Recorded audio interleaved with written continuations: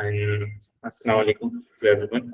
So, in today's agenda, as Asharif already discussed about what is large language models and LLMs security. So, आज हम जो specifically बात करेंगे theoretical हम discussion कर चुके हैं. अब हम बात करेंगे कि इन APIs को या इन मॉडल्स को किस तरीके से यूज किया जा सकता है ताकि हम कोई एप्लीकेशन बिल्ड कर सकें. अब उसके लिए हमें सबसे पहले किन किन कंपोनेंट्स की जरूरत है और अपने टास्क को ऑटोमेट करने के लिए, और आपके पास मॉडल कौन कौन से हैं. जैसे कि यहाँ पे स्पेसिफिकली हम लोग जेमिनी यूज करेंगे, लेकिन इसके अलावा और बहुत सारे मॉडल्स हैं हमारे पास जो हम यूज कर सकते हैं, जैसे कि आशारिफ ने ओपन सोर्स का जिक्र किया. सबसे पहले मैं स्लाइड्स की तरफ एक one second screen let me share screen.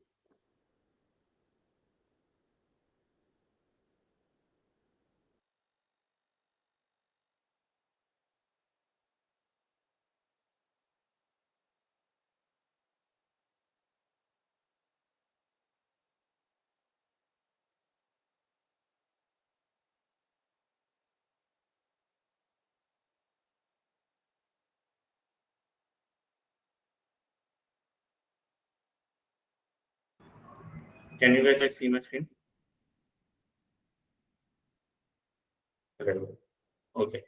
So आज के एजेंडा से जैसे कि हफ्सा ने पहले इंट्रोडक्शन का आज I am machine learning engineer working at Mosaic, that is a US startup working remotely from Karachi. So ज़्यादा बातें किए बगैर हम सीधा उस काम की तरफ जाएंगे जो हमने करना है. और हमने बिल्ड करने LangChain और Gemini की मदद से कुछ पेपर रीडिंग असिस्टेंट और ऐसे बहुत सारे कंपोनेंट्स भी देखेंगे जो कि आप यूज कर सकते हैं, क्योंकि यहाँ पे सिर्फ एक चीज के बारे में बताऊंगा कि आप किस तरीके से कर सकते हैं पेपर रीडिंग असिस्टेंट को, लेकिन इसके अलावा और भी चीजें हैं जैसे कि आप उन्हीं चीजों को किस तरीके को यूज करके किस तरीके से इंटीग्रेट कर सकते हैं और कुछ बना सकते हैं different. So let's start. Introduction algorithm का हो चुका था, ठीक है. यहाँ पे बस एक चीज थी जो मेंशन करनी थी, जो मैंने कि अगर आप लोगों में इंटरेस्टेड हैं कि किस तरीके से ट्रांसफॉर्मर या LLM जो होता है वो वर्क करता है, तो मैं कहूँगा कि आप ये पेपर ज़रूर रीड करें. अगर ये पेपर रीड करना फर्स्ट ऑफ ऑल इतना इजी नहीं है स्टार्ट में, लेकिन आप एक काम ये कर सकते हैं कि इसके ऊपर बहुत सारी वीडियो ट्यूटोरियल्स यूट्यूब पे अवेलेबल हैं जो कि इस बात को समझाते हैं कि attention is all you need. जैसे कि आशारिफ ने मेंशन किया था कि अटेंशन मैकेनिज्म है ताकि कॉन्टेक्स्ट बिल्ड हो सके और ये सब चीज़ें. तो उसके लिए एक न्यूरल नेटवर्क का आर्किटेक्चर है, ये स्कैरी सा आर्किटेक्चर जिसे हम ट्रांसफॉर्मर कहते हैं बेसिकली, जो कि यूज होता है इन लैंग्वेज मॉडल को बिल्ड करने के लिए. इस मॉडल के ऊपर हम multiple large data set train करते हैं और फिर नेक्स्ट वर्ड टोकन प्रेडिक्शन वाला मॉडल हमारे पास लास्ट के अंदर आता है. लास्टली यहाँ पे मतलब ये आशारिफ ऑलरेडी बता चुका है कि हम लोग किस तरीके से बेसिकली LLMs जो है वर्क करते हैं. LLMs का जो असल वर्क होता है, अगर मैं इस तरीके से जाऊँ थोड़ा सा और डीप डाइव एक्सकरे ड्रॉप हो जाता हूँ. ये क्वेश्चन थे जो मैंने लिख लिए ताकि बाद में इसमें डिस्कस कर सकें हम. सो अगर मैं LLM पे आऊँ सिंपल 1 सेकेंड. Okay 3 word 4. अगर ये आपके पास कोई वर्ड है जैसे कि कैट इज और ये नेक्स्ट वर्ड प्रेडिक्शन है जो कि आपने करनी है, इस नेक्स्ट वर्ड प्रेडिक्शन के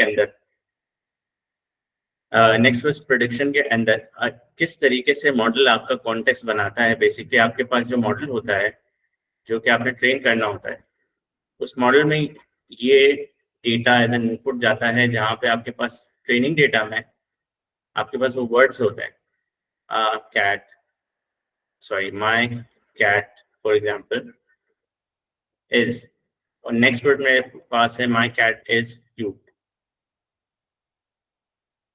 अब इस मॉडल के अंदर सिर्फ ये कॉन्टेक्स्ट जाता है कि my cat is, और ये मॉडल कोशिश करता है ट्रांसफॉर्मर का कि आपके पास क्यूट वर्ड प्रेडिक्ट करके दे नेक्स्ट वर्ड प्रेडिक्शन.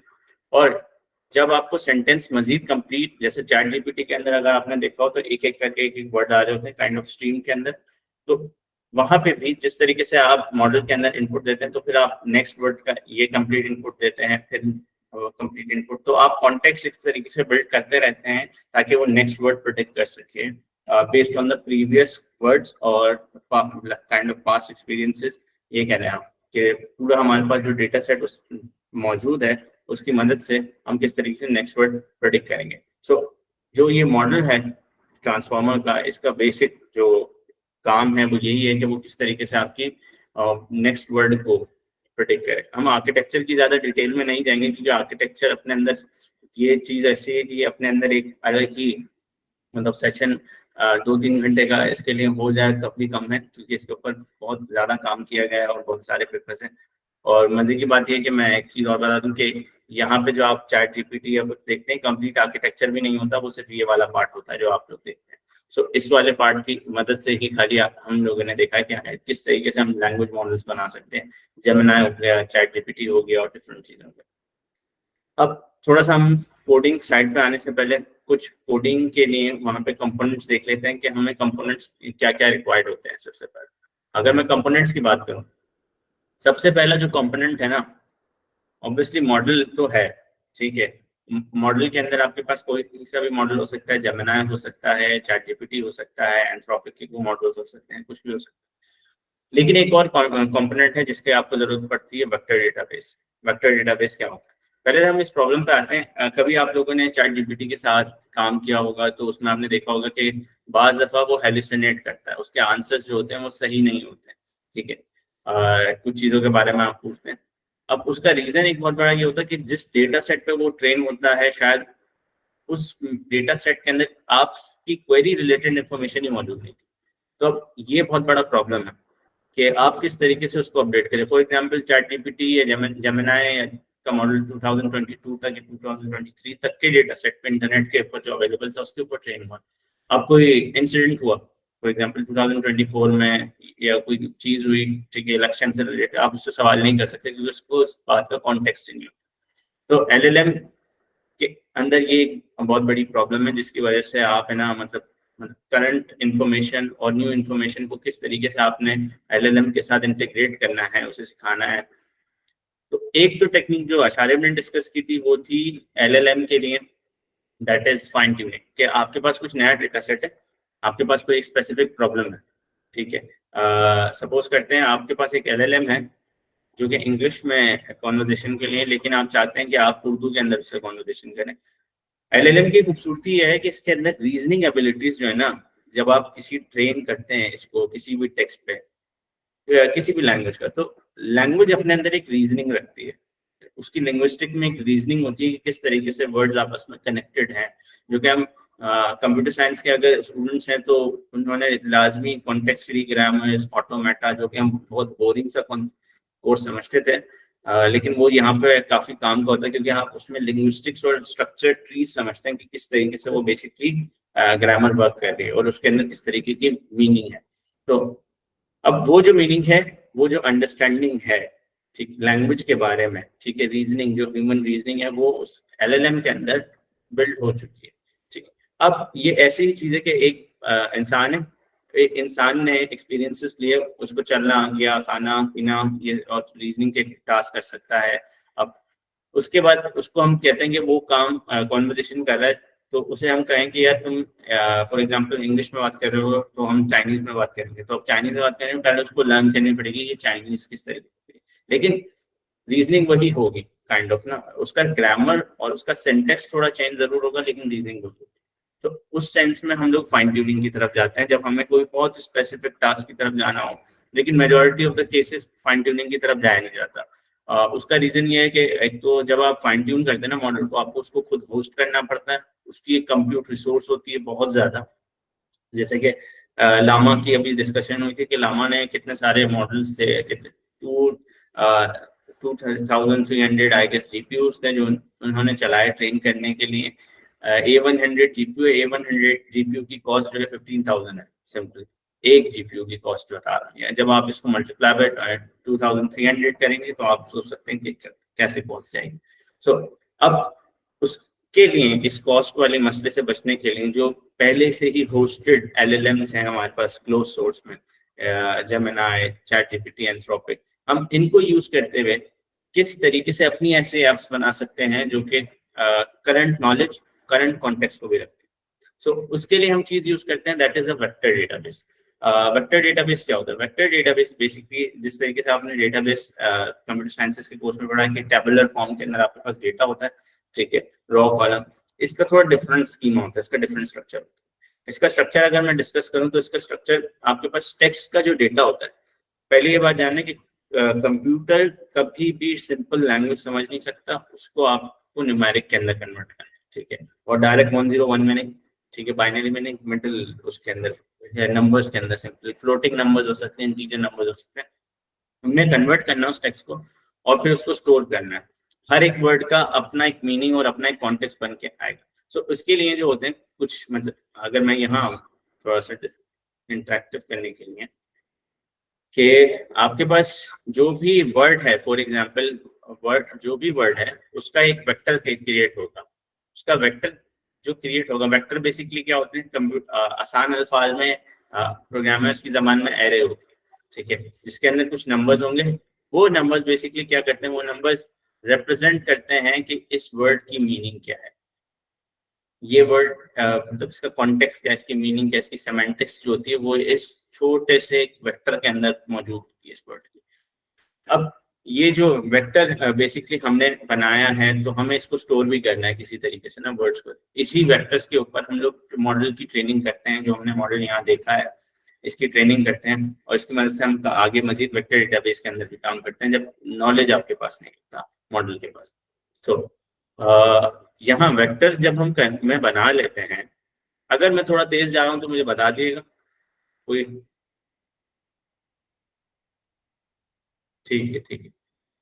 सो वेक्टर्स जब हम बनाते हैं इसके वर्ड के सिंपल, इसकी बहुत सारी टेक्निक्स हो सकती हैं, ठीक है, इसकी बहुत सारी टेक्निक्स में से एम्बेडिंग के डिफरेंट मॉडल्स हैं। आप कैसे कर देख सकते हो, आप जा सकते हो सिंपली आप यहाँ पे जाके हगिंग फेस के, और हगिंग फेस के ऊपर जाएं और यहाँ पे आपको वो मॉडल्स मिल जाएंगे एम्बेडिंग से रिलेटेड, MS2 टेक्स्ट के। आप डिफरेंट मॉडल्स देख सकते हैं यहाँ पे किस तरीके के मॉडल्स हैं अपने स्पेसिफिक टास्क की मदद से।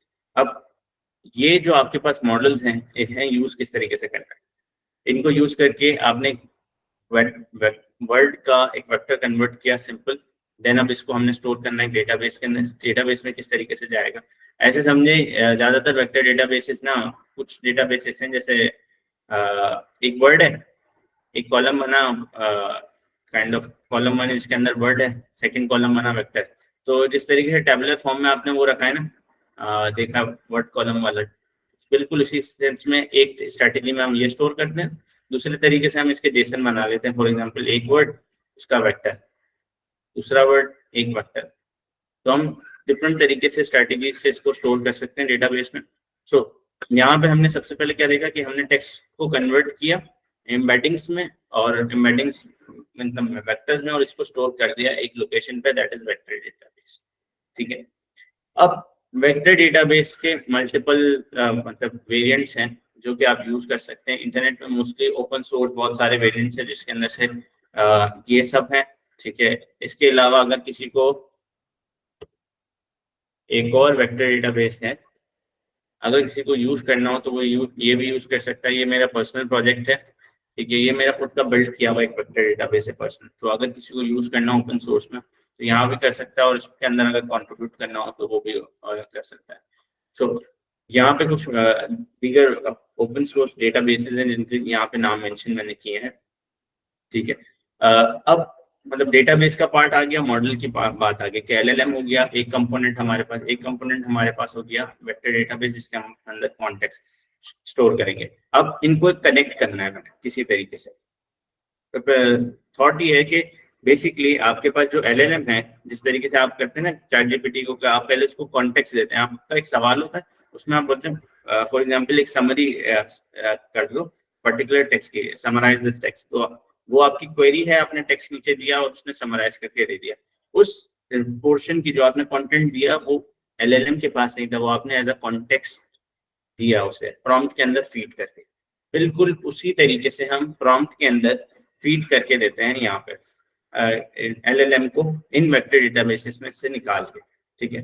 किसी ने मेंशन किया था रैग की अप्रोचेस ना, रैग की अप्रोचेस बेसिकली बहुत सिंपल वे में रैग ये है, रैग का फुल फॉर्म होता है रिट्रीवल ऑगमेंटेड जनरेशन, ठीक है, बहुत फैंसी सा नाम है लेकिन बहुत सीधा साधा काम करता है ये। क्या काम करता है, सपोज करो एक क्वेरी आई है, क्वेरी क्या आई है, क्वेरी आई है कोई 2024 से रेलेवेंट कोई क्वेरी आई है, ठीक है, किसी पर्टिकुलर आपने पूछा कि मैंने कुछ बोलना नहीं लेकिन मैं एग्जाम्पल फिर से एक सिली एग्जाम्पल यूज करने लगा हूँ, दैट इज अगर जैसे 2024 में किसी ने कहा कि एक एनएमए आई थी, ठीक है, और मैंने एक एनएमए से रिलेटेड पूरा डेटाबेस सब कुछ बना के इसको स्टोर कर दिया, ठीक है, अब उसके एनएमए से रिलेटेड इन्फॉर्मेशन है, इसके बाद एलएलएम को नहीं पता किसी उसके बारे में ना, तो वहां पे मैंने क्वेरी की, ठीक है, क्वेरी की किसी पर्टिकुलर एनएमए इसके बारे में, और एलएलएम से पूछा, एलएलएम के पास नहीं था, एलएलएम के पास नहीं था तो उसने क्या किया, उसने ये किया कि पहले इस प्रोसेस के अंदर क्वेरी जो है वो एम्बेडिंग मॉडल के अंदर कन्वर्ट होगी, बेसिकली कि क्वेरी को आपने वेक्टर में कन्वर्ट किया, वेक्टर जो है वो स्टोर हो गया आपके वेक्टर डेटाबेसिस में, वेक्टर डेटाबेस में जब आपके स्टोर हो गया, ये आपका एक पार्ट हो गया। सेकंड पार्ट क्या है कि क्वेरी आपके पास यहाँ आई, ठीक है, क्वेरी एलएलएम के पास आई है लेकिन ये रिट्रीव कॉन्टेक्स्ट आ रहा है वेक्टर डेटाबेस से, ये क्या है, ये बेसिकली ये है कि आपने जो स्टोर किया था ना इसको आपने एम्बेडिंग मॉडल में जो कन्वर्ट किया, एक वेक्टर में कन्वर्ट किया, क्वेरी को आपने क्वेरी उठाई, ठीक है, for example my cat is cute की क्वेरी उठाई, आपने उसको वेक्टर में कन्वर्ट किया और वेक्टर से आपने सिमिलैरिटी मैचिंग की। सिमिलैरिटी मैचिंग किस तरीके से होती है, बचपन में हमने वो कॉन्सेप्ट पढ़े थे, अगर याद होने वाले, ठीक है, मैं थोड़ा सा गलत आदत है मेरी, मैं थोड़ा ज्यादा टेक्निकल हो जाता हूँ हमेशा, लेकिन कोशिश कर रहा हूँ मैं इसके ऊपर काम करूँ, ठीक है, आपको अगर याद हो तो हम लोग कोसाइन सिमिलैरिटी बचपन में पढ़ते थे फिजिक्स के अंदर, कि कोसाइन सिमिलैरिटी का मतलब ये होता है कि टू वेक्टर्स किसी भी स्पेस के अंदर डायमेंशंस के अंदर कितने करीब या कितने दूर हैं, ठीक है, तो सेम जो चीज है कोसाइन सिमिलैरिटी अगर याद हो तो वो वेक्टर्स के ऊपर काम करती थी, काइंड ऑफ वेलोसिटी किसी पोजीशन की या कार की वेलोसिटी अगर फाइंड करनी होती थी तो हम या उनको हम वेक्टर्स में रिप्रेजेंट करते थे वेलोसिटीज को वेक्टर्स के अंदर। अब हम यहाँ पे भी वही सेम प्रिंसिपल लगा रहे हैं कि हमने वर्ड्स को वेक्टर में किया है, तो जो प्रिंसिपल हमने वहां देखा था सिमिलैरिटी का, उस सिमिलैरिटी के प्रिंसिपल को हम लोग यहाँ भी यूज कर सकते हैं, ठीक है, जिसके अंदर हम क्या करेंगे कि हम लोग कोसाइन सिमिलैरिटी कैलकुलेट करेंगे। फॉर एग्जांपल क्या कि आपकी क्वेरी, जो भी आपने क्वेरी करनी है, ठीक है, सपोज करो वो समरी वाली क्वेरी थी या कुछ ऐसी क्वेरी थी, या आपने पूछा what is machine learning, model से पूछा, ठीक है, मॉडल को नहीं पता, सपोज करते हैं कि मशीन लर्निंग के बारे में मॉडल को नहीं पता, लेकिन मेरे डेटाबेस में मशीन लर्निंग के बारे में इंफॉर्मेशन मौजूद है, तो ये पहले क्वेरी कन्वर्ट हुई वेक्टर में, वेक्टर में कन्वर्ट होने के बाद आपने क्या किया, आपने देखा कि वेक्टर में कन्वर्ट हो गई, अब आपने डेटाबेस में क्वेरी की इसकी, ये आपका डेटाबेस है डीबी, डेटाबेस में आपने क्वेरी की, और डेटाबेस में आपने क्वेरी की तो आपके पास कुछ कॉन्टेक्स्ट आया बेसिकली, वो कॉन्टेक्स्ट क्या था, वो कॉन्टेक्स्ट वो सिमिलर डॉक्यूमेंट्स थे, ठीक है, वो सिमिलर डॉक्यूमेंट्स थे जो कि इस क्वेरी से मैच करते थे। डेटाबेस के अंदर बहुत सारे डॉक्यूमेंट्स होंगे अवेलेबल, ठीक है, उस मतलब चंक्स बनाए हुए होंगे हमने, फॉर एग्जांपल 100 वर्ड्स का एक चंक होगा जो जिसको एक वेक्टर रिप्रेजेंट कर रहा होगा, उसके वेक्टर के साथ हमने इस क्वेरी वेक्टर को मैच किया, सिमिलैरिटी स्कोर देखा, कोसाइन सिमिलैरिटी किसका है, जिसका जितना ज्यादा स्कोर होगा ना सबसे ज्यादा, फॉर एग्जांपल आपने बोला कि मुझे टॉप 10 जो सबसे सिमिलर डॉक्यूमेंट है ना मेरी इस क्वेरी के साथ वो लेके आ जाए, आपने ये सेटिंग की, अब यहाँ पे आपने वेक्टर भेजा डेटाबेस में और उसने आपको रिटर्न कर दिया उसका कॉन्टेक्स्ट बेसिकली, जिसको हम एज अ कॉन्टेक्स्ट मॉडल के अंदर इंजेक्ट करेंगे, जैसे कि आप प्रॉम्प्ट में इंजेक्ट करते हैं अपने किसी भी कंटेंट को। सो यहाँ पे वही सेम जो मैंने वहां डिस्कस की, क्वेरी कन्वर्ट हुआ वेक्टर में, वेक्टर्स में हमने चेक वेक्टर डेटाबेस में पेज ऑफ चेक किया कि डॉक्यूमेंट कितने सिमिलर हैं, सपोज करो मैंने टॉप 10 डॉक्यूमेंट्स मंगा दिए, इसे प्रॉम्प्ट में इंजेक्ट किया, जो आपकी प्रॉम्प्ट था मेन, फॉर एग्जांपल आपका था सॉरी समराइजर वाला था, तो आपने समराइजर का प्रॉम्प्ट लिया और नीचे ये रिट्रीव कॉन्टेक्स्ट जो है बेसिकली, ये रिट्रीव कॉन्टेक्स्ट आपने उस प्रॉम्प्ट में भेजा और एलएलएम को भेज दिया, जो भी आपकी चैट जीपीटी या जेमिनी की है, और उसके उसमें आपके पास रिस्पॉन्स रिटर्न हो जाता है। तो ये इसका बेसिक मतलब पाइपलाइन प्रिंसिपल है पूरा। तो अगर यहाँ तक कुछ है मतलब अगर कोई बात यहाँ समझ नहीं आई तो हम लोग यहाँ इसको discuss करते हैं जल्दी से। यस। यस।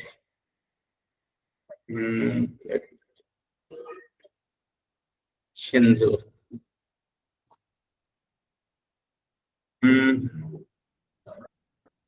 आई गेस सबको सब समझ आ गया यहाँ तक। आई गेस शेख चेसी का हैंड रेज है अगर कुछ पूछना है। Does it only work on cosine similarity? Cosine similarity एक मेट्रिक है। आप मल्टीपल चीजें यूज कर सकते हैं, L2 L1 कुछ हैं और मजीद मैट्रिक्स हैं जिसको आप यूज कर सकते हैं। अगर याद हो बचपन में हम और चीज पढ़ते हैं, Euclidean distance x2 minus x1 whole square square root के अंदर होता था। एक मैनहट्टन डिस्टेंस जिसके अंदर हम मॉड्यूलस लेते थे x2 माइनस x1 का। तो इस तरीके के बहुत सारे इक्वेशन हैं जिनको आप यूज कर सकते हैं, मैथमेटिक्स में चलो नहीं जाते। तो can we do X Y and G logic all समझते हैं, ठीक है। अब हम आते हैं यहाँ पे वेक्टर डेटाबेस के अंदर हमने ये सब चीजें देख ली।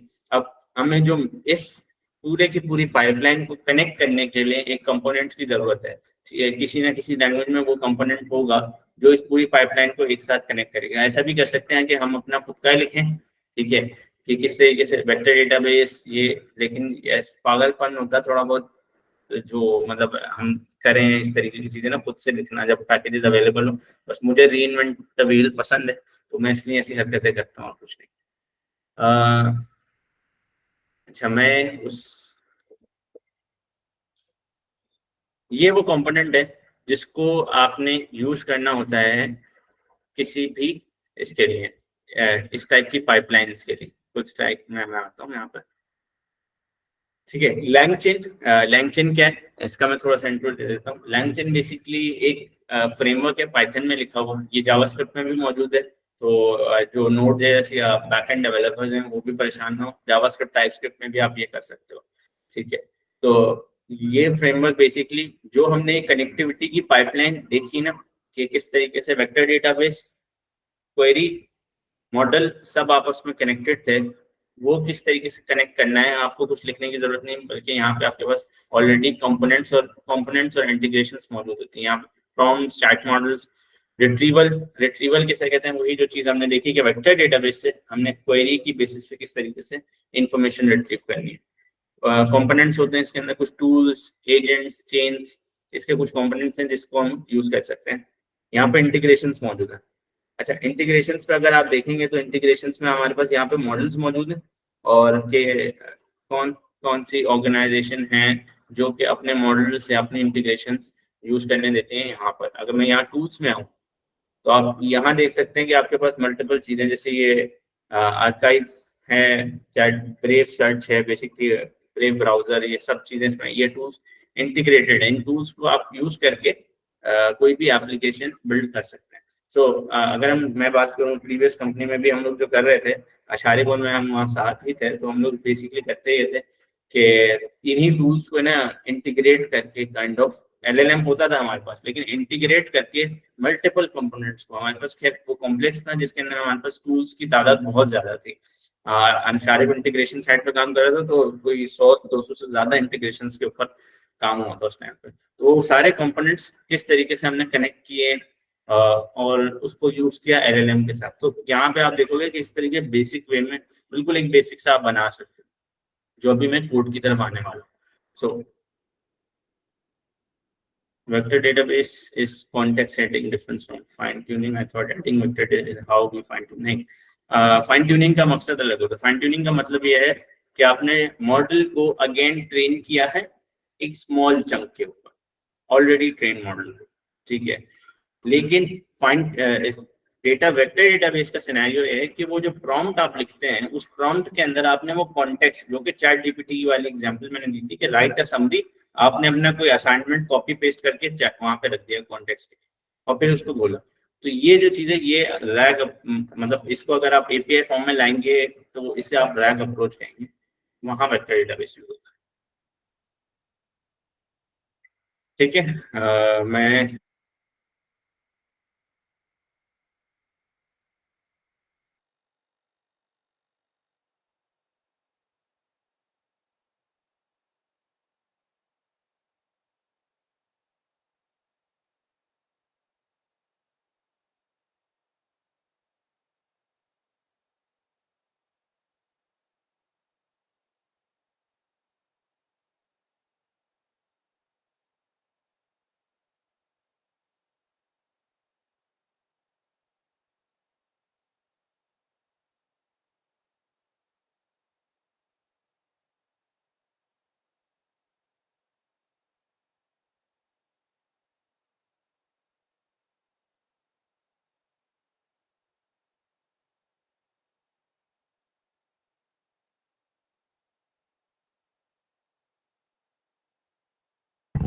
Talal, I think your audio is muted.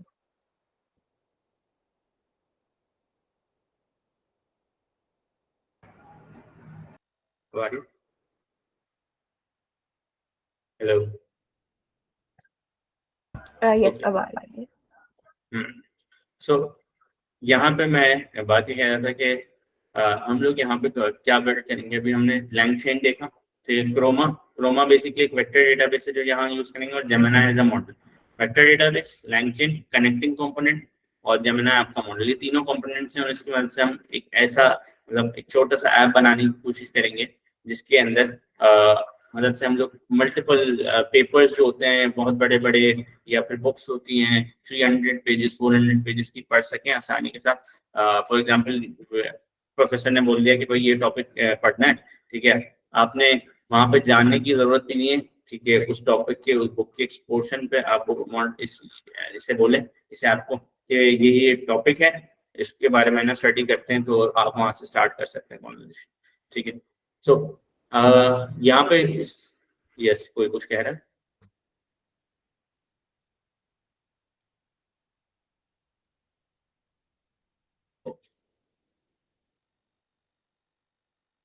हम्म, अच्छा।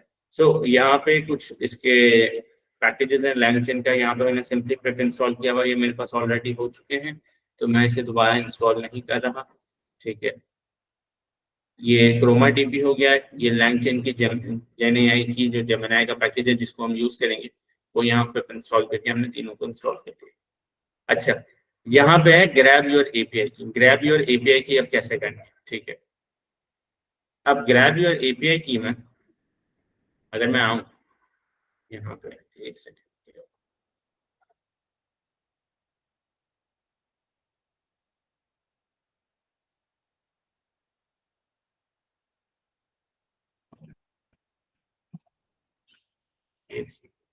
ओके, अब हो गया स्क्रीन। स्क्रीन आ गई, यस। अब आपने ग्रैब योर एपीआई की किस तरीके से करनी है, आपने गूगल के जेमिनी पे जाना है, ठीक है। जेमिनी का ये आपके पास पेज है, यहाँ गए, आपने जेमिनी लिखा, ठीक है। अच्छा, यहाँ मेरे पास डायरेक्ट ओपन हो गया, लेकिन मैं एक second, change your I, sorry.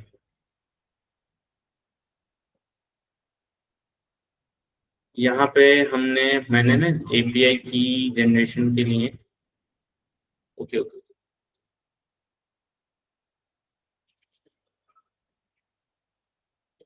API के लिखे, हाँ ये रहा एआई टैब। यहाँ पे आपने आना है, ठीक है। जेमिनी की, जेमिनी मॉडल पे यहाँ पे आपको एक एपीआई की मिलेगी जिसके थ्रू आप वो मॉडल यूज कर सकते हैं। यहाँ आपने क्लिक करना है, सिंपली ग्रैब योर एपीआई की। यहाँ पे आना है अपने, आप ये यहाँ देखें लेफ्ट साइड पे गेट एपीआई की है, यहाँ पे आप क्लिक करें और अपने लिए एक नई एपीआई की क्रिएट करें। मैंने यहाँ ऑलरेडी अपनी एपीआई की क्रिएट की भी है, तो मैं अगेन यहाँ नहीं कर रहा, लेकिन आपके पास एपीआई की मिल जाएगी आपको, और वो एपीआई की आप यूज कर सकते हैं। सिर्फ सिंपली आपने करना क्या है, अगर मैं कोड पे आऊँ, कोड वाले पार्ट पे, यहाँ पे खैर इस फंक्शन में मैंने अपनी वो एपीआई की रखी हुई है जो मैंने जनरेट की थी। ये सिंपली वो स्ट्रिंग रिटर्न कर रहा है एपीआई की और कुछ नहीं, ठीक है। अब यहाँ पे मैं अगर गूगल एपीआई की को सबसे पहले मुझे एनवायरनमेंट में सेट करना है, ओएस डॉट एनवायरनमेंट है पाइथन के अंदर, हम क्या कर रहे हैं, प्रोग्राम के ऑपरेटिंग सिस्टम के एनवायरनमेंट में हम स्टोर कर रहे हैं इसको एनवायरनमेंट वेरिएबल के तौर पे गूगल एपीआई की। नेक्स्ट हम क्या कर रहे हैं, अच्छा मैंने ऊपर सही है। नेक्स्ट स्टेप क्या है, नेक्स्ट स्टेप बेसिकली ये है कि आपने डेटाबेस सेटअप करना है। डेटाबेस सेटअप करना है और रिट्रीव और जनरेटर सेटअप करना है। रिट्रीवर बेसिकली क्या होगा, वो प्रोसेस जिसके अंदर आप क्वेरी करेंगे और वेक्टर डेटाबेस में से फेच करेंगे। जनरेटर आपका वो प्रोसेस होगा जब आप उस रिट्रीव कॉन्टेक्स्ट को प्रॉम्प्ट में इंजेक्ट किया और मॉडल को भेज के रिस्पॉन्स लेंगे। सो ये दो बेसिक स्टेप्स हैं जो हम फॉलो करेंगे। यहाँ क्रोमा को इंस्टॉल किया, ठीक है। ये कुछ लाइब्रेरीज हैं, सो बेसिकली प्रॉम्प्ट टेम्पलेट है, ये जो हम यूज नहीं कर रहे वो हम यहाँ से हटा देते हैं, ठीक है।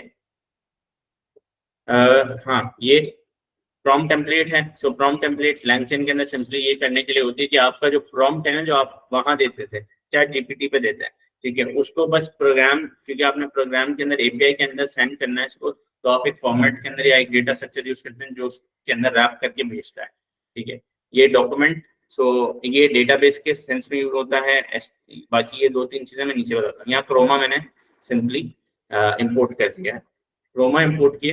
क्रोमा इंपोर्ट करने के बाद यहाँ पे मेरे पास ये पीडीएफ है, ठीक है, जो मेरा पेपर है मशीन लर्निंग के ऊपर, ठीक है, ये मशीन लर्निंग के ऊपर पेपर है।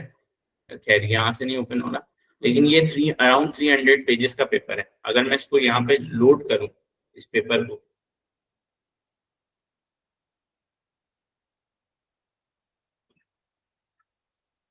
ये लोड होने में टाइम लग रहा है क्योंकि हमारे पास 300 पेजेस है।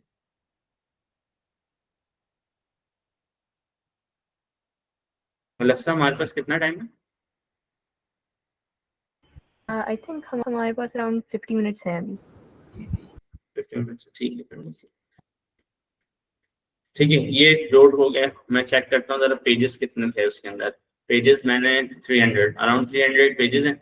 हर एक पेज का सिंगल का कंटेंट मैंने देखा, तो इस तरीके से पेज का कंटेंट आप देख सकते हो कि पेज का कंटेंट, क्योंकि ये पूरी रॉ पीडीएफ हमने रीड किया ना, इसीलिए आपने ये जो लाइन देख रहे हैं ना, ये लाइन इसी वजह से आ रही है, ठीक है, कुछ लाइंस और इस तरीके से। अब यहाँ पे आपको क्या करने की जरूरत है, यहाँ एक मसला होता है, ठीक है, इस मसले की भी बात कर लेंगे क्योंकि 50 मिनट्स है ना, तो हम थोड़ा सा इस मसले की बात कर लेते हैं कि अब देखो मैंने पीडीएफ रीड कर ली, ठीक है, अब मुझे ये ही कॉन्टेक्स्ट में यूज करूंगा प्रॉम्प्ट में इंजेक्ट करने के लिए, लेकिन हम देख रहे हैं कि यहाँ पे फॉर्मेटिंग कितनी अजीब है, जिसके अंदर एक्स्ट्रा मतलब चीजें हैं, इक्वल्स और ऐसे सिंबल्स हैं जिसकी हमें जरूरत नहीं है। सो हम एक और स्टेप फर्दर जाते हैं, एक और स्टेप फर्दर किस तरीके से कि हम लोग इसको क्लीनिंग की बात करते हैं कि ये जो पूरा पेज कंटेंट है बेसिकली आप इसको क्लीन करें, या कस्टम पार्सर बनाना है अपना तो वो भी बना सकते हैं। कस्टम पार्सिंग का मकसद ये है कि आपने पूरा डॉक्यूमेंट को रीड किया, रीड करने के बाद आपने उसको अपने डिजायर्ड फॉर्मेट के अंदर सेट किया, जिसमें क्लीनिंग है, जो कि एनएलपी के सेंस में आप प्री प्रोसेसिंग वाले स्टेज बोलते हैं, उसके अंदर आपने क्लीन की लाइन स्पेसेस और टेक्स्ट को क्लीन किया, आपने सिंबल्स रिमूव किए ताकि वो टेक्स्ट थोड़ा तरीके का हो जाए, और फिर जब मॉडल को देंगे ना तो वो ज्यादा आसानी से कॉन्टेक्स्ट समझ सके, क्योंकि जब आप इस तरीके से उल्टे सीधे सिंबल्स और चीजें देते हैं ना, तो के कॉन्टेक्स्ट में बड़ा है ना, मतलब उसके साथ है ना प्रॉब्लम होती है उस चीज को समझने में। वो समझ जाता है क्योंकि हमने जो एलएलएम सब देखे हैं वो इतने इंटेलिजेंट हैं कि वो इन चीजों को भी थोड़ा ग्रैस्प कर लेते हैं, लेकिन फिर भी बेहतर यह है कि हम इस तरीके से इसको क्लीन करके भेजें, ठीक है। यहाँ पे नेक्स्ट स्टेप में हमने क्या किया, यहाँ पे हमने डॉक्यूमेंट्स, इसको एक रैप किया बेसिकली। रैप किसमें किया है, रैप हमने किया इसको डॉक्यूमेंट के एक क्लास के अंदर। सो वेक्टर डेटाबेस जब आपको बनाना होता है ना, सो वेक्टर डेटाबेस आपको बनाने के लिए सबसे पहले जो भी आपके पास पेज कंटेंट है, यहाँ पे मैंने किया गया है कि सारे पेजेस रीड की एक एक करके, हर पेज का पेज कंटेंट, और सोर्स लोकल। सोर्स लोकल से मुराद ये है कि मैं इस डेटाबेस को अपने हार्ड ड्राइव के ऊपर बना रहा हूँ, ठीक है, ये रहा मेरा डेटाबेस, ये हार्ड ड्राइव के अंदर बना, और यहाँ देखो SQL लाइट की फाइल है, ये भी थोड़ा सा बता दूंगा ये क्या सीन है। लोकल डेटाबेस को लोकल इस पे सेटअप कर लिया, डॉक्यूमेंट की क्लास के अंदर इसको रैप कर दिया। क्यों? क्योंकि ये जो डेटाबेस हम बनाने जा रहे हैं ना, ये जो मतलब डेटाबेस है ये डॉक्यूमेंट की क्लास के अंदर रहता है, ठीक है, ये भी करता है। और दूसरा ये काम भी करता है जो मैंने किया था, वो ये था कि अगर आप सिंपली पेज कंटेंट भेज दोगे ना एज इट इज, तो मसला नहीं है, क्योंकि इंटरनली वो चेक करता है कि अगर वो सिंपल स्ट्रिंग आ रहा है मेरे पास, तो वो इंटरनली इसको इसमें रैप कर देता है डॉक्यूमेंट के अंदर। कि ये सिर्फ इसका फॉर्मेट है जो ये फॉलो करता है, कुछ क्लासेस हैं, ठीक है। एक चीज ये मेंशन कर दूं बस, LangChain जो है ना वो हाईली ऑब्जेक्ट ओरिएंटेड फ्रेमवर्क है, बहुत ज्यादा, ठीक है। हार्ड मतलब आप इतना कपल्ड है आपस में, ठीक है, और बहुत ज्यादा ही ऑब्जेक्ट ओरिएंटेड के जो जितने भी प्रिंसिपल आपने पढ़े होंगे ना, वो सारे के सारे इस पैकेज के अंदर इम्प्लीमेंट किए हैं इन लोगों ने, मेजोरिटी के अंदर। सो नेक्स्ट स्टेज हमें जमना है, हमने डॉक्यूमेंट बना लिए, डॉक्यूमेंट रीड किया अभी हमने, सिंपली डॉक्यूमेंट रीड कर लिया। अब हमें जो एक कंपोनेंट है वो है हमारा मॉडल एम्बेडिंग का, जो कि हमारी क्वेरी को या फिर हमारे पूरे डॉक्यूमेंट के टेक्स्ट को वेक्टर में कन्वर्ट करता है और वो डेटाबेस में हम स्टोर कर सकते हैं। उसके लिए हमने यहाँ पे जेमिनी का एक मॉडल यूज किया, एम्बेडिंग 001। एम्बेडिंग 001 बेसिकली क्या करेगा, एम्बेडिंग 001 उस टेक्स्ट को लेगा, ठीक है, ये जो टेक्स्ट आप देख रहे हैं कंप्लीट टेक्स्ट को लेगा, इसका एक वेक्टर मुझे बना के दे देगा, जेमिनी एम्बेडिंग वाला, ठीक है। सो अब नेक्स्ट स्टेप में जब आपने एम्बेडिंग मॉडल को इनिशियलाइज किया चाहे गूगल जनरेटिव एपीआई से, नेक्स्ट आपने किया ये कि आपने जो डेटाबेस बनाना है वो आपने डिस्क के ऊपर बनाना है। तो यहाँ पे मैंने क्या काम किया, एक वेक्टर स्टोर बनाया। वेक्टर स्टोर क्या है, क्रोमा जो आपका डेटाबेस है। फ्रॉम डॉक्यूमेंट्स वाला फंक्शन क्या कर रहा है, फ्रॉम डॉक्यूमेंट्स ये कर रहा है कि जो भी आपने डॉक्यूमेंट्स दिए, यहाँ पे मैंने पेजेस दे दिए वो 300 पेजेस, ठीक है। वो 300 जो पेजेस दिए हैं वो डिस्क के अंदर स्टोर होंगे, लेकिन कैसे होंगे, यहाँ पे हमने एम्बेडिंग मॉडल भी दिया और पर्सिस्ट डायरेक्टरी का पाथ दिया। पर्सिस्ट डायरेक्टरी क्या है, पर्सिस्ट डायरेक्टरी है कि आप कहाँ उसको पर्सिस्ट करना है, आपने कहाँ रखना है, ठीक है। मैंने यहाँ रूट डायरेक्टरी दिया क्रोमा डीबी, तो ये रूट के अंदर मौजूद है, ठीक है। एक और थोड़ी सी इसमें एक चीज बता दूं, तो इसके अंदर फ्लो क्या हो रहा होगा, इस पूरे फॉर्म डॉक्यूमेंट्स के फंक्शन में ये हो रहा होगा कि आपके पास सबसे पहले जो भी डॉक्यूमेंट होगा, डॉक होगा, वो अंदर जाके एम्बेडिंग मॉडल जो है आपका उससे गुजरेगा, ठीक है, और आपको एक वेक्टर मिलेगा, और वो वेक्टर डेटाबेस में जाके स्टोर हो जाएगा कि आपके पास वो जो टेक्स्ट है एंड वो जो वेक्टर जो इसने जनरेट किया, ठीक है, वो इस तरीके से जाके, मतलब ये फॉर्मेट लाजमी नहीं है फॉलो करे, लेकिन मैं सिर्फ समझाने के लिए, तो इस तरीके से जाके डेटाबेस के अंदर डंप कर देगा, और ये 300 जो पेजेस हमने पास किए 300 के 300 के लिए होंगे। नेक्स्ट, अच्छा कुछ अगर यहाँ पे कुछ कंफ्यूजन है तो पूछ लो, ताकि मैं आगे बढ़ने से पहले यहाँ वो कंफ्यूजन डील कर।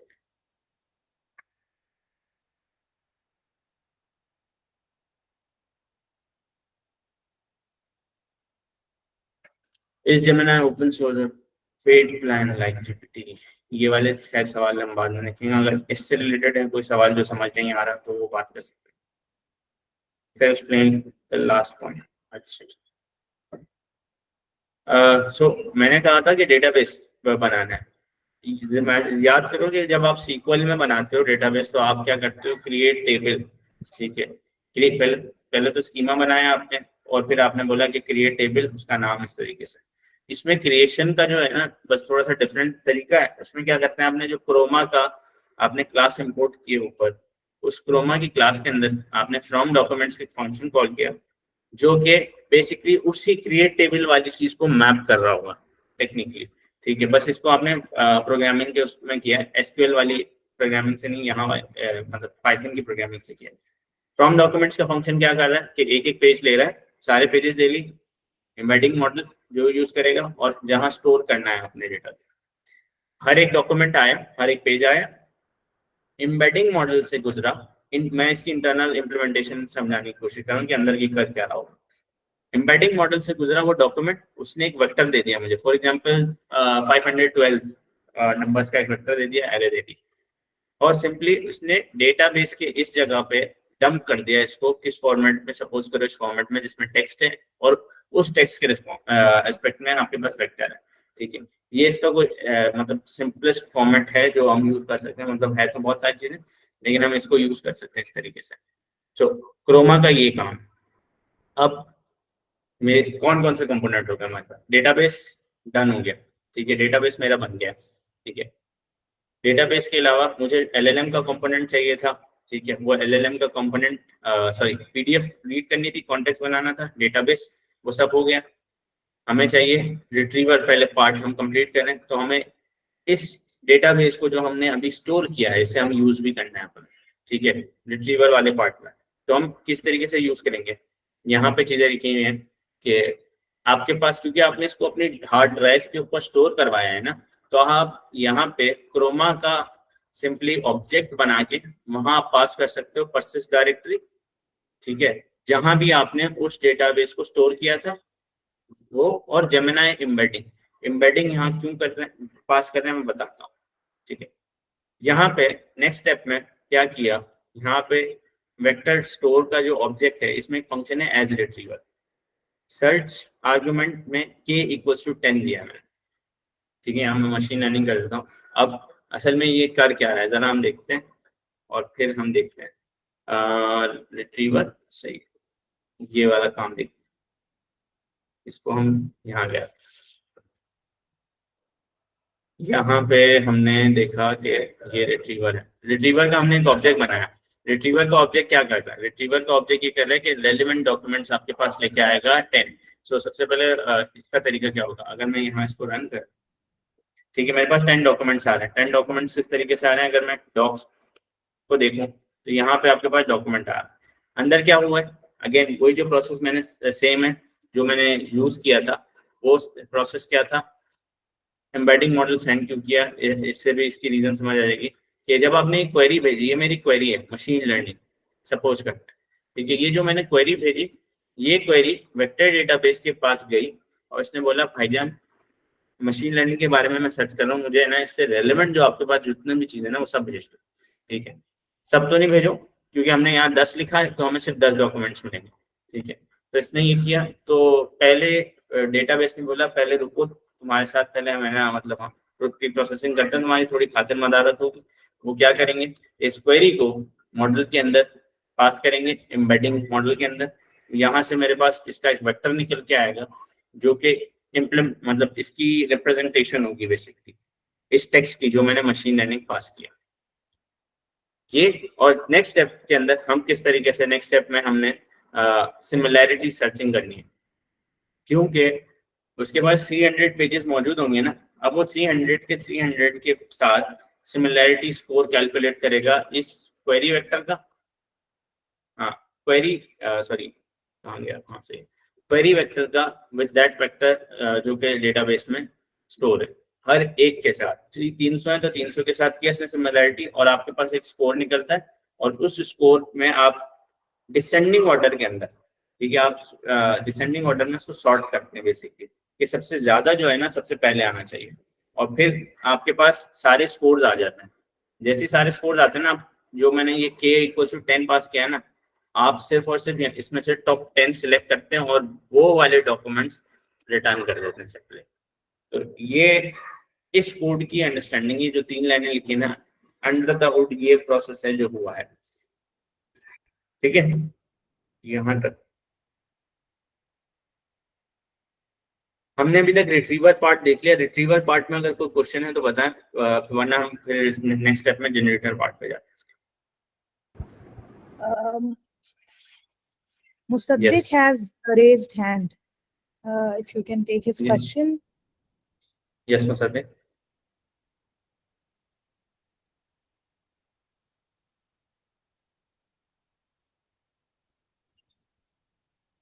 Musaddiq, are you with us? Oh, sorry. Okay. All right. Okay. So it was by mistake. All right. So you may Okay. continue. Yes.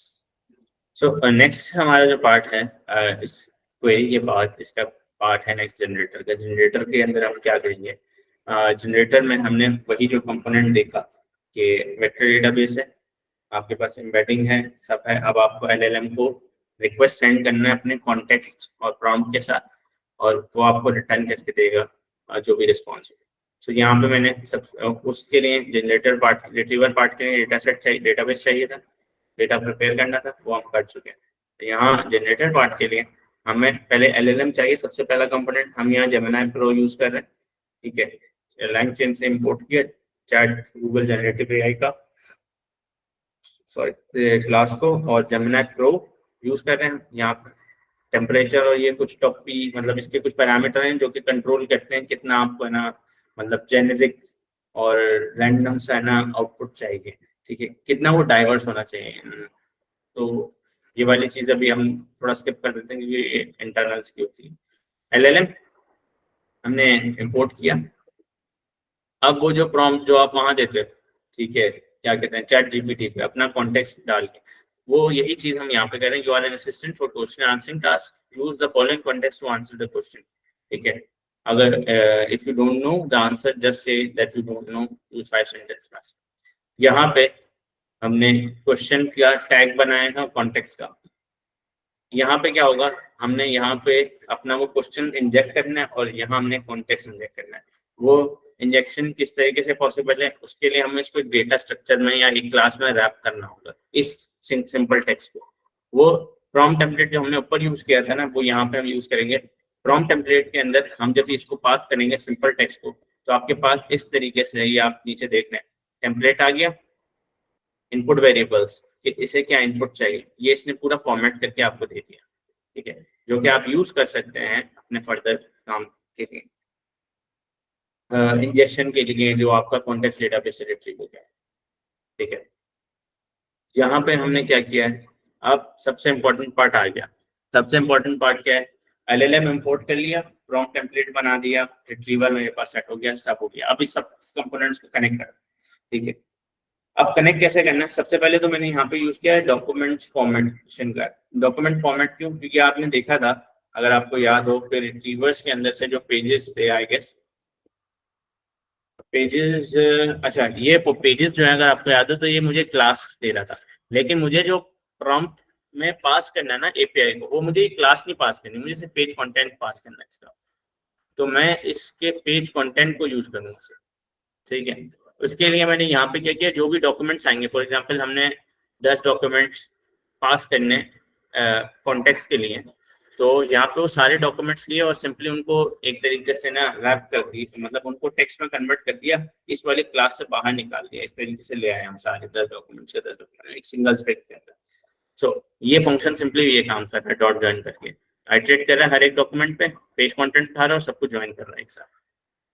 Next है रैग चेन। वो जो अब रिट्रीवल ऑगमेंटेड जनरेशन जो है ना, जो पूरा प्रोसेस है जिसमें हमने वेक्टर स्टोर से उठाया, आपने डेटाबेस में सेट किया, ठीक है, उसके बाद LLM से पूछा कॉन्टेक्स्ट फीड करके, तो ये जो रिट्रीवल ऑगमेंटेड जनरेशन का जो स्टेप है ना, इसको हम एक तरीके से अगर सोचेंगे चेनिंग है, एक तरीके से काम हो रहा है। क्योंकि पहले आपने क्या, एक फर्स्ट स्टेप है रिट्रीव निकालना, वेक्टर स्टोर से देन पास करना, तो ये जो सारा चेन है ना, इसलिए हमने यहाँ पे यूज किया टर्म चेन, रैग चेन की। रैग चेन बेसिकली इस तरीके से, अब यहाँ पे नहीं, बस 4 लाइन जो है ना, ये ही कमाल है।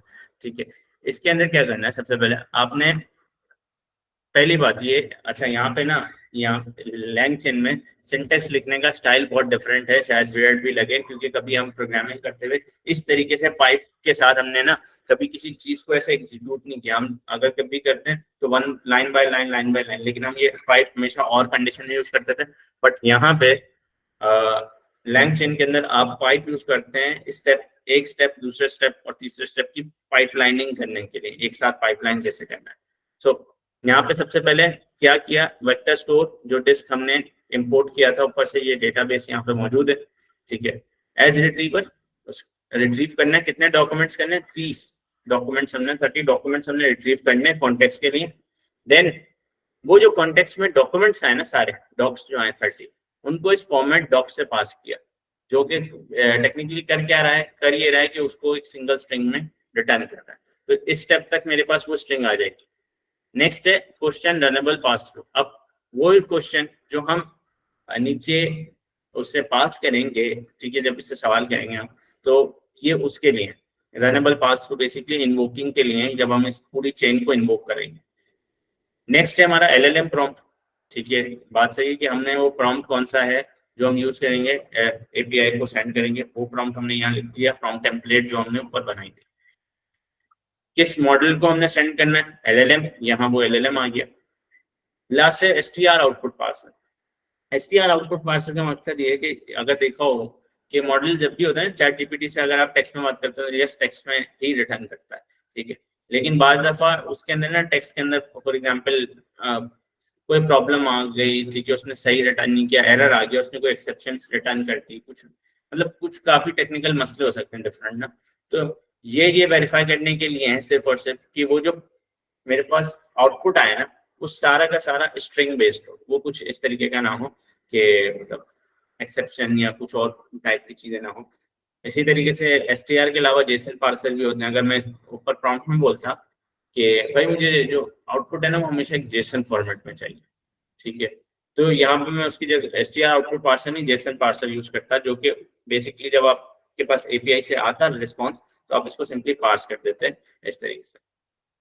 नेक्स्ट मैं इसे चलाता हूँ, ठीक है। वो जो डॉक्यूमेंट्स थे जो कि मैंने यूज किए थे, यहाँ मैंने इन्वोक किया, इन्वोकिंग, ओके। अब ये machine learning is sub field of artificial intelligence that gives computers the ability to learn without being explicit. ये रिस्पांस छोटा सा है, इसमें सीन ये है कि आप ये कह सकते हैं कि प्रॉम्प्ट के अंदर आप यहाँ ये लिख सकते हैं। फॉर एग्जांपल अगर आपको बहुत ज़्यादा लॉन्ग आंसर चाहिए तो आप इसमें लॉन्ग ये बात स्पेसिफाई कर सकते हैं कि मुझे लॉन्ग आंसर चाहिए, तो ये उस हिसाब से आपको आंसर रिटर्न करके देगा। सो ये थी हमारी ओवरऑल पाइपलाइनिंग कि किस तरीके से हमने वेक्टर डेटाबेस को, एलएलएम को आपस में कनेक्ट करना है और उसके थ्रू हम लोग कोई भी पीडीएफ या अपने रिसर्च पेपर पे बुक के साथ हम लोग काम कर सकते हैं, उससे रीड करने में या इस तरीके से काम किया जा सकता है, क्वेरी कर सकते हैं बेसिकली। सो ये था। एंड एक छोटा सा एक और चीज़ है, सरप्राइज है, लेकिन अगर यहाँ तक पहले सवाल है तो आप पूछें, फिर हम आगे चलते हैं। यस, स्पेसिफिक, हाँ प्रॉम्प्ट, क्योंकि मैंने प्रॉम्प्ट में स्पेसिफाई किया था अगर वेक्टर स्टोर में हो ही नहीं डेटा, आपके पास कॉन्टेक्स्ट ना आए तो आप रिटर्न सिंपली वो करना। Can we all do this with JavaScript? Yes, JavaScript में कर सकते हैं। लैंग चेन का पैकेज है JS के अंदर, तो वो भी किया जा सकता है।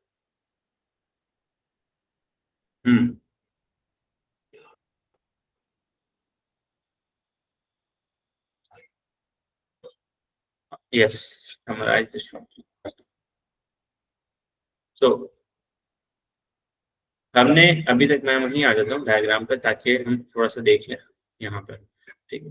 हमने क्या देखा, हमने एक पैकेज को यूज किया लैंडचेन को, ठीक है, इन तमाम कंपोनेंट्स को कनेक्ट करने के। कंपोनेंट क्या थे आपके पास? एक एलएलएम था, दूसरा था आपके पास वेक्टर डेटाबेस, जिसके अंदर आपके पास जो भी आपका डेटा है, मतलब टेक्स्ट डेटा है, वो स्टोर है, ठीक है, और एलएलएम जो कि आप यूज करोगे अपनी क्वेरीज के लिए। तो हमने क्या प्रोसेस देखा सिंपली कि आपकी कोई भी क्वेरी हो, ठीक है, वो सबसे पहले रिट्रीवर बनाया। रिट्रीवर कैसे बनाया कि जितना भी आपके पास टेक्स्ट था, फॉर एग्जांपल 300 पेजेस की हमने रीड की थी, वो हमने वेक्टर डेटाबेस में कैसे स्टोर किया, हमने उसे वेक्टर में कन्वर्ट किया किसी मॉडल के थ्रू, एम्बेडिंग मॉडल के थ्रू। वेक्टर में जैसे आगे उस वेक्टर को हमने स्टोर कर दिया वेक्टर डेटाबेस में अलोंग विद दैट टेक्स्ट, ठीक है। अब वो टेक्स्ट और ये आ गया आपके पास वेक्टर डेटाबेस में और आपका रिट्रीवर बन गया काइंड ऑफ। अब आपने यूज करना है इसे इस पूरी पाइपलाइन की चेन के लिए। आपके पास कोई भी क्वेरी आई, उस क्वेरी को आपने एम्बेडिंग मॉडल्स, वही जो आपने यूज किया था वेक्टर डेटाबेस में, उससे कन्वर्ट किए। कन्वर्ट करने के बाद आपने सर्च किया वेक्टर डेटाबेस में, जैसे कि आप सिलेक्ट एवरीथिंग फ्रॉम टेबल और वेयर करके करते हैं काइंड ऑफ, वही सर्चिंग काइंड ऑफ चीज है। यहाँ पे बस सर्चिंग इस तरीके से होती है कि सिमिलैरिटी सर्चिंग होती है, ठीक है। 300 वेक्टर्स मौजूद है मेरे पास, ये एक वेक्टर जो आया है, ये एक वेक्टर उन 300 वेक्टर्स के साथ कोसाइन सिमिलैरिटी से मैच हुआ, जो आपके पास एक स्कोर आया, उस स्कोर की लिस्ट को आपने डिसेंडिंग ऑर्डर में सेट किया। सबसे पहले जो सबसे ज्यादा स्कोर था वो पहले, और आपने टॉप 10, ये आपके ऊपर है कि कितने आपने रखने, 10 20 30 आपने डॉक्यूमेंट्स रिट्रीव करने, वो रिट्रीव किए और आपने एलएलएम के प्रॉम्प्ट में इंजेक्ट करके सेंड कर दिया, और यहाँ आपका ओवरऑल मतलब जो आपको रिटर्न के अंदर रिस्पॉन्स मिल जाएगा, ठीक है। इसमें एक मसला है, बस इसमें एक मसला ये है कि रिट्रीव कॉन्टेक्स्ट के अंदर ना, फॉर एग्जांपल अगर मैं डॉक्यूमेंट्स बहुत ज्यादा कर देता हूँ ना, तो जेमिनाई के कोई भी मॉडल थोड़ा पागल हो सकता है। उसकी रीजन ये है कि कॉन्टेक्स्ट लेंथ की हमारे पास लिमिटेशन होती है, ठीक है, कि हम इतने से ज्यादा टोकन्स जो होते हैं, सो बेसिकली टोकन को अगर सिंपल उसमें टर्म्स में बोलूं तो आप ये सोच सकते हैं कि फिलहाल के लिए टोकन वर्ड्स है, जो आपने सेंटेंस है ना, आपका एक वर्ड आपका एक टोकन रिप्रेजेंट कर रहा है, वो कॉमा भी एक वर्ड हो गया, सॉरी एक टोकन होता है, वो सिंगल लाइन सिंबल्स भी। इसीलिए मैंने कहा था कि उसको प्री प्रोसेस करना जरूरी है, क्योंकि वो किसी काम में नहीं आती हमारे उस तरीके से ना, कुछ सेंस के अंदर। लेकिन कुछ चीजों में कॉमा और वो मतलब क्वेश्चन मार्क काम में आता है, क्योंकि इससे मॉडल को पता चलता है कि ह्यूमन की जो चीजें हैं, फॉर एग्जांपल ह्यूमन किस चीज को कहता है कि क्वेश्चन है, ये किस चीज को कहता है कि एक्सक्लेमेशन टाइप चीज है, काइंड ऑफ ना, लाइक शॉक है, तो इन पर्टिकुलर कुछ सिंबल्स है वो इस नेचर को समझ जाता है। तो ये थोड़ा सा एलएलएम की एक वो है, प्रॉब्लम है कि एलएलएम का कॉन्टेक्स्ट लिमिटेड होता है, इसकी वजह से आपको ये सब मतलब रिट्रीव कॉन्टेक्स्ट करके और सेंड करनी होती है पाइपलाइन। ओके, या वेक्टर डेटाबेस में जो डेटा स्टोर होते हैं ये पेज बाय पेज स्टोर होंगे या वर्ड बाय वर्ड। सो एक पेज का पूरा आपने वेक्टर में कन्वर्ट किया, सिंगल वेक्टर के अंदर पूरा पेज लिया और पूरे पेज को आपने सिंगल वेक्टर में कन्वर्ट किया और उसको देन स्टोर किया। Overall role of LLM in RAGs. LLM in RAGs क्या है? ठीक है, एलएलएम इन रैग्स के अंदर एलएलएम इस तरीके मतलब इंजन है एक तरीके से, जैसे गाड़ी है ना उसका इंजन ही सब कुछ होता है। सो एलएलएम इसी वही चीज है कि एलएलएम के बगैर रैग कोई मतलब एग्जिस्ट भी नहीं कर सकता। क्या इन्फॉर्मेशन, चलो आपने इन्फॉर्मेशन रिट्रीव कर ली अपनी, लेकिन अब उसको आपने एक सर्टेन फॉर्मेट में लाना है किसी को समझाने के लिए, बताने कैसे नहीं। अच्छा, यहाँ पे एक चीज, मैंने एक छोटी सी चीज, क्योंकि यहाँ पे कुछ ऐसे लोग भी थे जिन्होंने पिछली वर्कशॉप ली थी एक तो उनकी वजह से भी मैंने सोचा कि एक छोटी सी एक चीज करते हैं, वो ये है कि किस तरीके से ये जो मैंने बनाया, ठीक है, इसको हम 10 मिनट के अंदर देख सकते हैं कि किस तरीके से मैं इसकी हम लोग एपीआई बना सकते हैं, जो कि मैंने बना के रखी है ताकि आप उसको ना मतलब कहीं डिप्लॉय करनी हो, चीजें करनी हो तो उसे देख सकें। कितने लोग हैं जो चाहते हैं कि मैं दिखाऊं किस तरीके से एपीआई?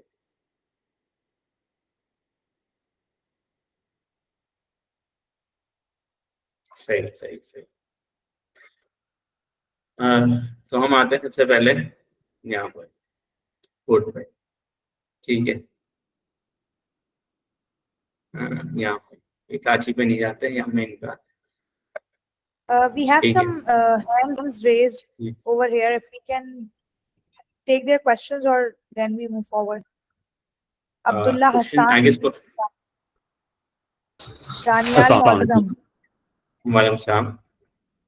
जी, मेरा क्वेश्चन ये है, सबसे पहले मैंने थोड़ा सा पार्ट इसका मिस कर दिया, मे बी आपने इसका आंसर दिया हो। जेमिनाई जो है ये ओपन सोर्स है या फिर हमें जैसे जीपीटी है उसकी तरह इसके भी एपीआई की कॉस्ट वगैरह आती है? अच्छा, जेमिनाई क्लोज सोर्स है, ओपन सोर्स नहीं है, ठीक है। इसकी अपनी एपीआई की अभी भी कुछ वक्त के अंदर एपीआई अभी फिलहाल फ्री चल रही है, ठीक है, लेकिन एक लिमिटेशन के साथ। इसकी अपनी प्राइसिंग मॉडल भी हैं और मई से आने वाले भी हैं, तो ये क्लोज सोर्स ओपन सोर्स नहीं है।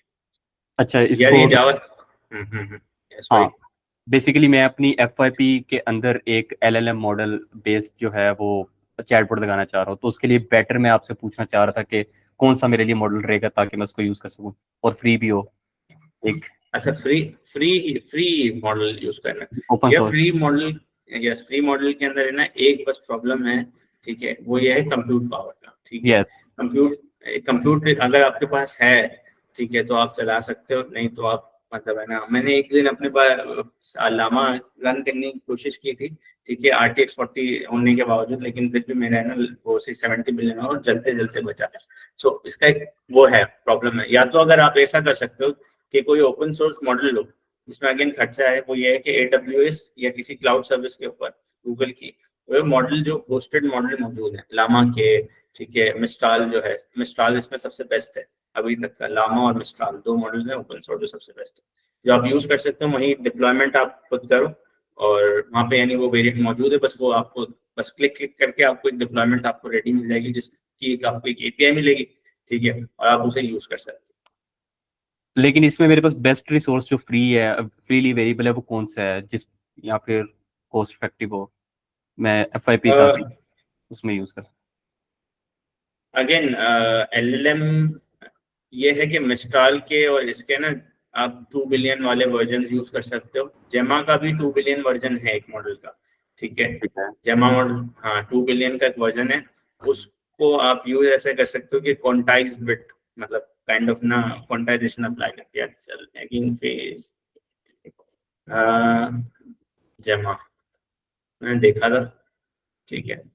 ये है आपके पास जेमा का 7 बिलियन का मॉडल, लेकिन इसका एक 2 बिलियन वाला वेरिएंट भी मौजूद है, ठीक है, जिसे आप यूज कर सकते हो इस वाली अप्रोच से, जिसमें आप 8 बिट प्रिसिशन और ये देख रहे हैं ना 4 बिट प्रिसिशन, ठीक है। इसमें बस ये होता है कि आपकी मॉडल की मेमोरी जो है ना जितना उसको रिक्वायर्ड होती है उससे कम हो जाती है, क्योंकि मॉडल्स के जो पैरामीटर्स होते हैं ना वो फ्लोटिंग पॉइंट्स में होते हैं, उसको आप इंटीजर में कन्वर्ट कर देते हो, तो उस वजह से मेमोरी थोड़ी नीड कम हो जाती है। तो कोशिश कर सकते हो कि शायद जेमा 2 आपके सिस्टम जो है, अगेन डिपेंड करता है आपका सिस्टम स्पेसिफिकेशन कैसी है, तो उसके ऊपर चल जाए 2 बिलियन वाला पर।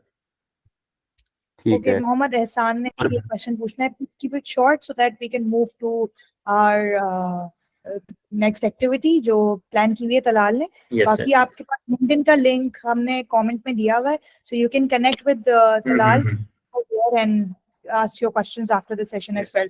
So Yes. दानियाल मौजम ने एक क्वेश्चन हैंड रेज किया हुआ है, so प्लीज दानियाल आपके क्वेश्चन में रीड कर लूं या आप बात कर रहे हैं प्लीज?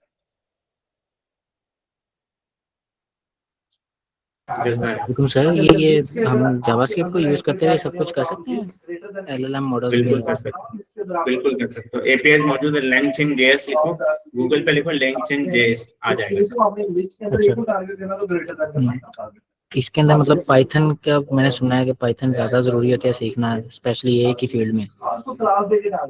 नहीं, ये जावास्क्रिप्ट के अंदर अभी मतलब ये अगर ये जो पाइपलाइनिंग मैंने बनाई है, अगर ये जावास्क्रिप्ट में बनानी है तो मतलब बना सकते हो, पाइथन सीखने की कोई जरूरत नहीं है। ओके, ठीक होगा, थैंक यू। तो मैं ना जल्दी से उस चीज पे Now let's move forward to the activity. Yes. So मैं जल्दी से आपको ना कोड दिखा देता हूँ कि क्या किया था मैंने आप लोगों के लिए एपीआई को सेट किया। एपीआई किस तरीके से, वो जितने भी हमने कंपोनेंट्स या इंपोर्ट वगैरह किए थे ना, अगर मैं आऊँ यहाँ पे कि ये सारे जो कंपोनेंट्स, क्रोमा, एसटीआर आउटपुट, ये मैंने सिंपली एक फाइल बनाई थी मेन की, जिसके अंदर मैंने सब चीजें इंपोर्ट की थी। ये मेरा एम्बेडिंग मॉडल जो हमने वहाँ यूज किया, ये मेरे जनरेटिव एआई का मतलब वो मॉडल जेमिनी प्रो वाला। यहाँ मैंने सिंपली एपीआई की को सेट किया है ऑपरेटिंग अगेन एनवायरनमेंट के अंदर। फास्ट एपीआई मैंने यहाँ यूज किया। फास्ट एपीआई पाइथन के अंदर होती है, सबसे सिंपल होता है इसमें एपीआई क्रिएट करना, ठीक है। अगेन वो सिंपल जो भी सारा कोड था ना, वो यहाँ पे मैंने कॉपी पेस्ट किया है कि किस तरीके से वो एम्बेडिंग मॉडल, एलएलएम मेरा, क्रोमा डीबी जो कि मैंने वहां बनाया था वेक्टर स्टोर के अंदर, क्योंकि यही पड़ा हुआ है ये डेटाबेस, तो हम यहीं से यूज कर सकते हैं, ठीक है। अगेन वही प्रॉम्प्ट टेम्पलेट बनाया, ठीक है। फॉर्मेट डॉक्यूमेंट, ठीक है। यहाँ तक वो जो सारा कोड हमने पीछे यूज किया ना, ये सब सेम है। जो चीज आती है ना, वो आती है यहाँ से, आइटम बेस्ड मॉडल। सो पाइथन के अंदर या फास्ट एपीआई के अंदर जब भी आपको रिक्वेस्ट वाली चीज बनानी होती है ना, तो रिक्वेस्ट में आपको ना एक क्लास बनानी पड़ती है बेस मॉडल की, जिसके अंदर आप स्कीमा बताते हो कि इनपुट रिक्वेस्ट, जो रिक्वेस्ट आएगी उसका जेसन फॉर्मेट क्या होगा, ठीक है। सो यहाँ पे मैंने उस आइटम में बेस मॉडल इंपोर्ट किया है, जो कि बेसिकली पाइडेंटिक का है, और एक क्लास बनाई है। इसमें सिर्फ आपका एक मैसेज एसटीआर आता है, बेसिकली जेसन होगा मैसेज का, जिसमें स्ट्रिंग आएगा जो आपको क्वेरी होगी, ठीक है। ऐप जो मैंने यहाँ पे ऐप डिफाइन की थी, ये ऐप है। डॉट पोस्ट, क्योंकि हम पोस्ट रिक्वेस्ट कर रहे हैं, ठीक है। हम जब डेटा पास कर रहे हैं तो पोस्ट रिक्वेस्ट है। मैंने बनाया है, मतलब पोस्ट रिक्वेस्ट के साथ आप चैट बनाया, ठीक है। चैट की रिक्वेस्ट है यहाँ पे। अब यहाँ पे सिंपली मैं वैसे पाइथन में लिखने का तरीका है, यहाँ पे मैंने आइटम आया मेरे पास, जो भी इनपुट के अंदर जो मेरी रिक्वेस्ट है वो आइटम टाइप होगी, क्योंकि उसमें एक सिर्फ मैसेज होगा। यहाँ बस कुछ एरर हैंडलिंग है कि अगर वो मैसेज नहीं आ रहा या कुछ भी मसला है तो आप एरर रिटर्न कर देना। नेक्स्ट मैंने क्या किया, वही रैक चेन जो हमने यहाँ यूज की थी जेमिनी के अंदर, यहाँ पे सबसे लास्ट में, ठीक है, ये वाली चेन, ये सिमिलर चेन मैंने यहाँ पे बनाई। कॉन्टेक्स्ट, रनेबल थ्रू, सब कुछ सेम है। बस यहाँ पे जब इन्वोक कर रहे हैं ना, हम इन्वोक करते हुए हमने, क्योंकि आइटम के अंदर के आइटम के जेसन में हमारे पास मैसेज मौजूद है, तो हमने आइटम डॉट जेसन करके इन्वोक किया और रैक चेन का जो रिस्पॉन्स है वो रिटर्न कर दिया। अब मैं अगर यहाँ पे देखूँ, अच्छा यहाँ पे इसका सर्वर सेट करने के लिए यूबीकॉन यूज होता है पाइथन के अंदर फास्ट एपीआई, तो आप यूबीकॉन यूज कर सकते हैं इस तरीके, मतलब बहुत सिंपल है। 2 लाइन के अंदर एक तरीके से आपकी एक एपीआई बन गई। तो कुछ लाइनों के अंदर ना जो आपने कोड किया उसको बस आपने एक पाइपलाइन में किया। ये बहुत गंदे तरीके से किया है, वैसे कोड नहीं करते वैसे, मतलब जब एपीआई वगैरह बनानी होती है, लेकिन बहुत आसानी समझाने के लिए मैंने यहाँ किया। वरना प्रॉपर फाइलिंग करते हैं, डायरेक्टरीज बनती हैं किस तरीके से, ठीक है। मैंने मैन ऐप लोड की यहाँ पे, ठीक है। मेरी एप्लीकेशन स्टार्ट हो गई है। मैं यहाँ आता हूँ, मैं इसकी टेस्टिंग में एक पोस्टमैन की तरफ गया, ठीक है। ये मेरा यूआरएल है, ठीक है। ये मेरा मैसेज है, what is machine learning, simply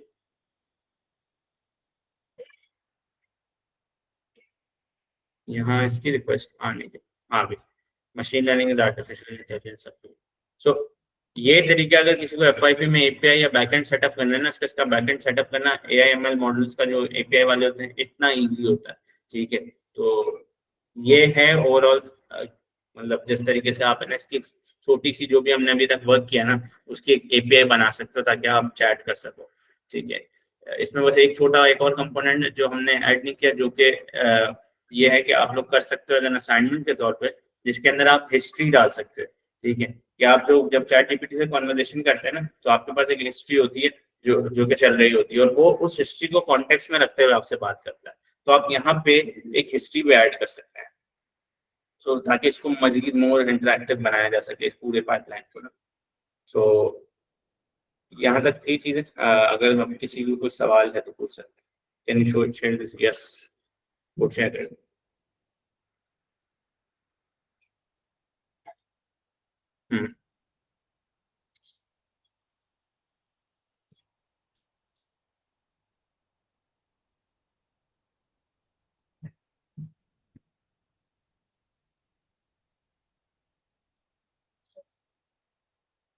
working window में सो हमने अभी मतलब एंड हो चुके हैं इस तरीके से, जितने भी कोडिंग वाला पार्ट था। अगर कोई सवाल है आपको तो आप सवाल कर सकते हैं। बाकी आप लोगों के लिए ये है कि असाइनमेंट के लिए आप लोगों को मैं एक असाइनमेंट दे रहा हूँ, तो क्या आप कर सकते हैं। आप अगेन यहीं पे आए LangChain के उस पे पेज पे, ठीक है। मल्टीपल टूल्स हैं, इट्स अप टू यू, ठीक है, कि आपने कौन सा टूल यूज करके कुछ बनाना है, ठीक है। सपोज करो कि आपने एक वेबसाइट ब्रेव सर्च या बिंग सर्च बनाना है, जिसके अंदर आप क्या कर सकें, कोई भी मॉडल को यूज करें जो मॉडल मतलब आपके पास जो आपने सर्च किया ना, for example Obama middle name, जो भी आपने सर्च किया वो सर्च गूगल पे जाए, गूगल से कुछ पेजेस एक्सट्रैक्ट होके आए वेब के, वो उनको मतलब एक तरीके से ना एक्सट्रैक्ट करके सब लोड कर ले, और फिर उसके ऊपर आप क्वेश्चन जैसे अभी हमने PDF पे किया ना, आप इस तरीके वेब पेजेस पे भी कर सकते हैं, सिमिलर है, ठीक है। बस तो एक दो लाइनें चेंज है, कोड की ज्यादा नहीं। यहाँ पे आप मतलब वो टूल जितनी भी चीजें, विकिपीडिया है, यूट्यूब है, जिसके अंदर आप यूट्यूब के पर्टिकुलर लिंक्स निकाल सकते हैं, इससे मजीद वो बना सकते हैं, क्या कहते हैं, ये कह लो कि यूट्यूब समराइजर बना सकते हो। तो FYP के लिए भी अच्छी चीज़ है कि यूट्यूब समराइजर बना दिया, टीचर को दे दिया कि यूट्यूब पे आपने URL डालना है, सिंपली वो यूट्यूब पे जो भी उसमें कंटेंट था ना वो समरी निकाल के दे दे। तो उसमें 2-3 यही मतलब कंपोनेंट्स आप यूज कर सकते हैं।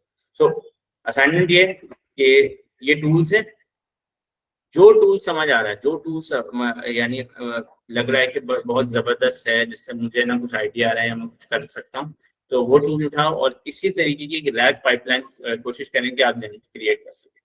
इसके लिए कोशिश करूंगा कि कोई लिंक पर फॉर्म बना दें और मैं ग्रुप पे पोस्ट कर दूं, जिसके ऊपर आप लोग ये सब कुछ असाइनमेंट वगैरह सबमिट भी कर सकें इस तरीके से, ताकि चेक कर लें। So that's all from my side.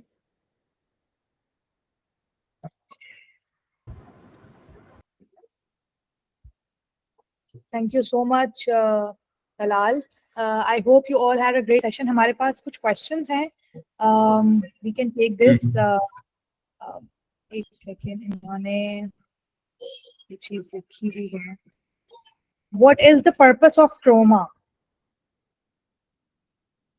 Chroma basically एक वेक्टर डेटाबेस है, जिस तरीके से आपने MySQL यूज किया हो यूनिवर्सिटी में, Postgres, SQL सर्वर जो भी यूज किया, उसी तरीके से Chroma है, जहाँ पे आप टेक्स्ट अपना स्टोर करते हैं PDFs का, simple terms. All right. So if you have any, why did you import the RAG chain instead of coding? RAG chain Python, अगर कोई मतलब RAG चेन कोई नया पैकेज आया है तो उसका मुझे आइडिया नहीं है, बट ये है कि मैं मोस्टली LangChain और llama इंडेक्स के थ्रू ही कर रहा हूँ। Should be host vector DB, yes. Hello.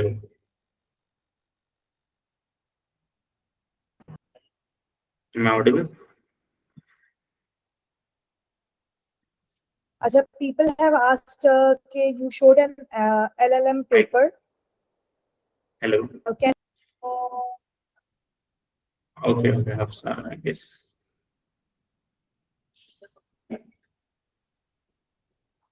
Yes. Okay, so do we have another question? आपसे जो पेपर है वो मैंने पेपर का पूछा है जो आपने LLM पेपर शेयर किया था.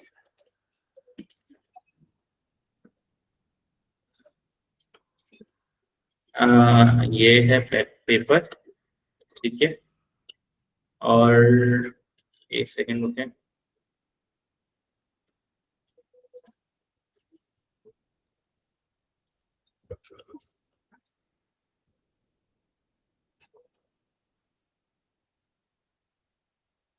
ये है पेपर और ये है उस पेपर की explanation.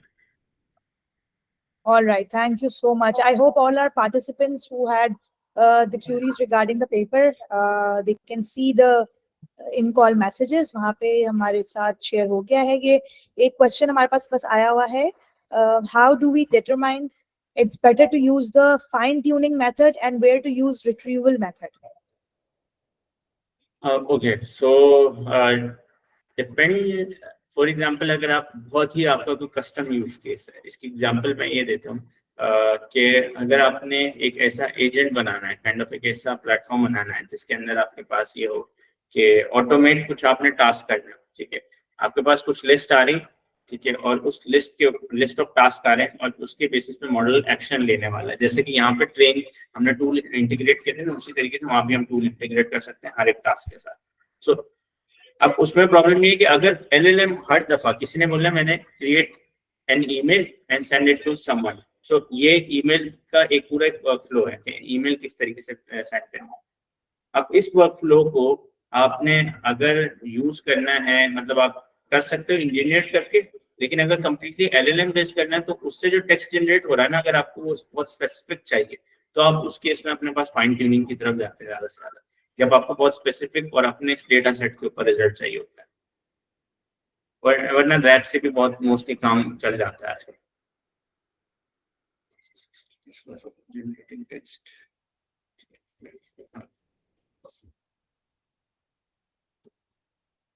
So we have last question. Thank you so much. We have last question. Or generating text with LangChain API. What if I have OpenAI's API? Okay. पहले टेक्स्ट क्लासिफिकेशन अगर उस sense में बात करें उनके transformer के case में, LLM के केस में, यस, टेक्निकली उस तरीके से टेक्स्ट क्लासिफिकेशन नहीं है, ठीक है. उसके अंदर दूसरी चीज में काइंड ऑफ वर्ड क्लासिफाई जरूर होता है, ठीक है, एक चीज. सेकंड ये है कि जनरेटिंग टेक्स्ट विद LangChain पे OpenAI का भी फ्रेमवर्क मौजूद है जो कि आप यूज कर सकते हो. OpenAI की बस उसमें की पास करनी है और आप वो यूज कर सकते हो, लाजमी नहीं आपके पास जमाना है.